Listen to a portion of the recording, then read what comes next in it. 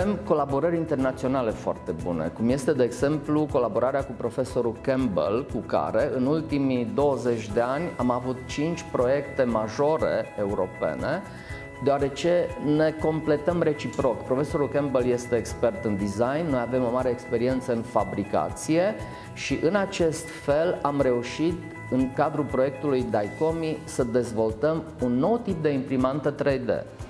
DiCoMI, it stands for Directional Composites through Manufacturing Innovation, and that was encompassing what we are trying to do. Composites manufacture, so a mixture of polymer and some sort of fiber, but being able to control the direction of the fiber, hopefully to give us stronger components. So that was the initial idea that started us out. Mai mult, imprimanta proiectată de noi va putea fabrica piese din materiale compozite și vom putea proiecta pentru prima dată și structura pieselor, nu doar forma, astfel încât să le facem mai ușoare, cu o greutate mai mică, dar să aibă rezistență mare, deci practic vom crește funcționalitatea pieselor și a produselor. Well, we've got partners from right across Europe and beyond.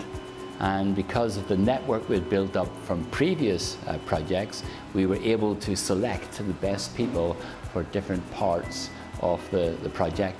So we had people from Romania, from the UK, from Germany, from Turkey, from Ukraine, and then going as far afield as South Africa and even New Zealand. In fact, what we're already seeing within the DiCoMI project, we're seeing that graduates who've come through our program at Loughborough and gone into their PhDs, and graduates who've come through the program here at Cluj and gone through their PhDs, they are working very effectively together.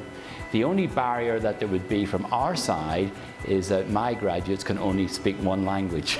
So as long as everybody can communicate in English, there's no problem. The level of knowledge and the level of expertise is very similar. So they're able to work together very effectively.